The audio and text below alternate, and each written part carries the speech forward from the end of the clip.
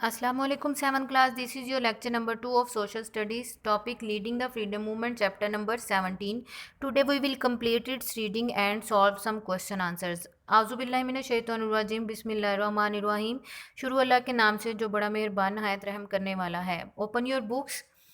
The role of women in the freedom movement. Freedom movement में तहरीक आज़ादी में औरतों का किरदार। Muslim women despite cultural restraints have played an active role in Muslim history. As the saying goes, behind every great man was a woman who supported the cause and shared the burden. कि मुसलमान औरतों ने अपने मुआशरे में पाबंदी होने के बावजूद बहुत अहम किरदार अदा किया। और जैसा कि कहा जाता है कि एक कामयाब मर्द के पीछे एक कामयाब औरत का हाथ होता है और वो उसका बोझ बर्दाश्त करती है। The history of the freedom movement also highlights the role of the women who took an active part in the struggle. इसी तरह से तहरीक आज़ादी की जो तारीख है वो भी इन औरतों के रोल के बारे में बताती है। One of the pioneer was Abadi Begum, properly known as B Amma. She was the mother of Mohammad Ali Jauhar and Maulana Shaukat Ali. पहली जो है वो आबादी बेगम थी, जिन्हें बी अम्मा भी कहा जाता है। ये मोहम्मद अली जौहर की और मौलाना शौकत अली की मदर थी। हर unflinching support to her sons in the struggle for freedom was a source of guidance to other women of that generation. She confirmed her belief in the principles of which the Muslims were offering resistance to the British. उन्होंने अपने बच्चों को इस तरह से support किया कि जो दूसरी औरतों के लिए भी बहुत ज़्यादा मुतासिर कुन था, और उन्होंने ये बात कंफर्म की कि जो असूल मुसलमानों के हैं अलग वतन हासिल करने के बरतानिया के खिलाफ वो ठीक है। मौलाना मोहम्मद अली जौहर वाइफ दो आ Purda observing lady was the pioneer woman member of the All India Muslim League Working Committee and also the first to address a public meeting. मौलाना मोहम्मद अली जौहर की बीवी, जो कि एक पर्दे में रहने वाली खातून थी, उसके बावजूद उन्होंने ऑल इंडिया मुस्लिम लीग की जो थी मेंबर रहीं और उन्होंने कमेटी में इजलास भी किया। बेगम Jahanara Shah Nawaz was a famous and competent politician of her time. She was selected to represent the Muslims of the subcontinent at the first roundtable conference in London in 1930। कि ये भी एक कॉम्पिटेंट मुकाबले पे आने वाली हतून सियासी हतून थी और इनको पहले जो है सिलेक्ट किया गया था पहली गोल मेज कॉन्फ्रेंस जो लंदन में हुई थी 1930 में, उसमें शामिल होने के लिए। She was a member of the Punjab legislative assembly and of the all India Muslim league council. After independence she was a member of the constitution assembly which had been set up to frame the constitution of Pakistan. वो जो थी Punjab legislative assembly की member थी और आज़ादी के बाद उन्हें कॉन्स्टिट्यूशन असम्बली आइन साजी की असम्बली का मेंबर बनाया गया ताकि वो पाकिस्तान के लिए आइन बना सकें। Begum Rana Liaquat Ali Khan, the wife of the first prime minister of Pakistan, was in her own right an important political figure. In the course of the freedom movement she form the women's voluntary service and national guard. Begum Rana Liaquat Ali Khan जो थी prime minister की बीवी थी, वो भी बहुत important रही हैं। उन्होंने जो था वॉलंटरी बगैर किसी तनहा के किसी चीज़ के काम किया। A compelling orator, she used her skills to inform people specially the British of the India's overview. Used her skills to inform Indians view point. उन्होंने बहुत अच्छे तरीके से जो ब्रिटिश इंडियंस थे उनको अपने व्यूज़ बताए। After independent too Begum Rana Liaquat Ali Khan worked extensively for the rehabilitation and uplift of Pakistani women. इसके बाद भी उन्होंने पाकिस्तानी औरतों के लिए बहुत काम किया। She also served as ambassador of the हौज and the governor of the Sindh. इसके अलावा एम्बेसडर ऑफ हौज भी रही और गवर्नर ऑफ सिंध भी रही। In Sindh lady Nusrat Haroon and lady Sughra Hidayatullah played a prominent role and participated actively in the freedom movement. Nusrat Haroon और सुगरा हदायतुल्ला ने भी बहुत अहम किरदार अदा किया तहरीक आज़ादी में। Lady Haroon was elected the president of all India women's league in 1943। 1943 में औरतों की जो ऑल इंडिया मुस्लिम लीग थी उसकी प्रेसिडेंट बनी। Both these ladies worked hard for the rehabilitation and welfare of the women after independence and contributed generously to this cause. इन्होंने भी अपने दिलो जान से आज़ादी के बाद औरतों के लिए काम किया और अपने कंट्रीब्यूशंस देती रहीं। बेगम Shaista Ikramullah herself from a political prominent family participated actively in the freedom movement।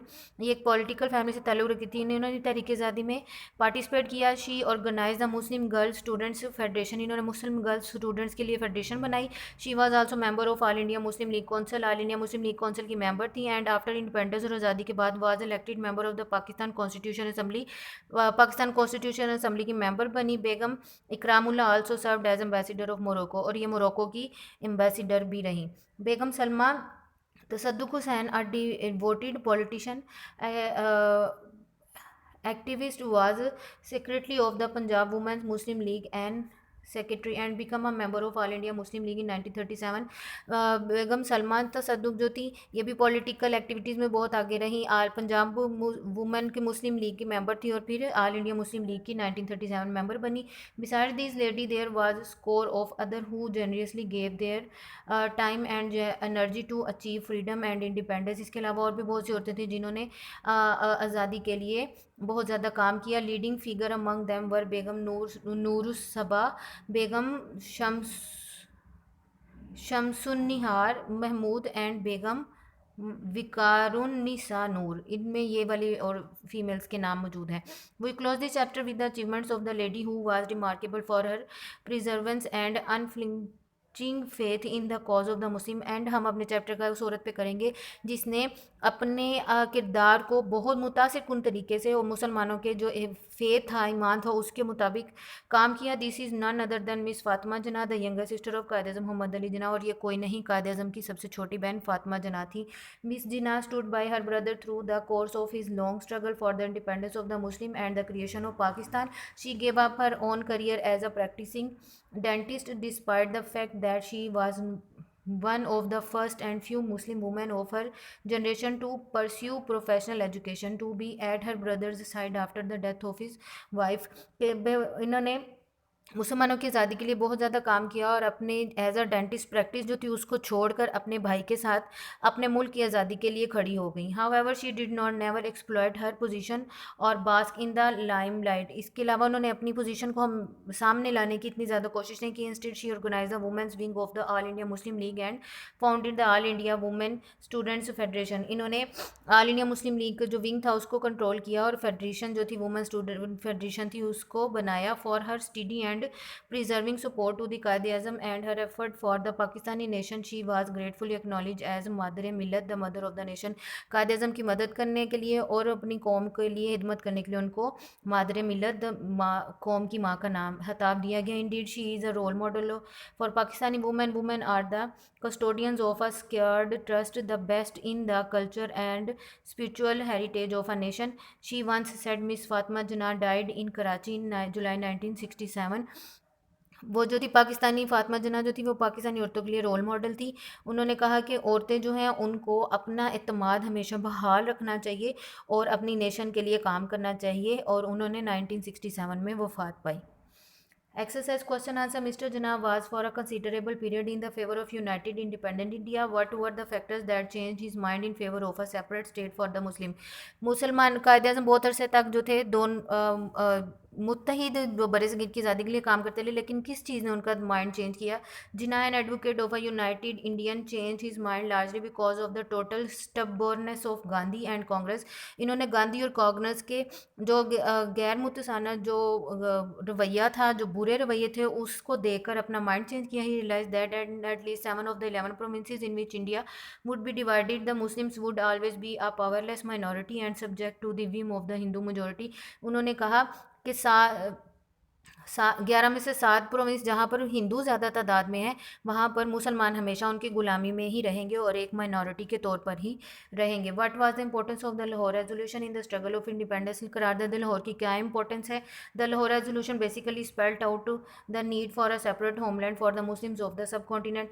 करारदाद Lahore ने बताया कि मुसलमानों को बरसगीर में आज़ाद अपना अलग वतन चाहिए। It is said that the Muslims were to have any life at all in an independent India there would have to be partition into 2 separate states.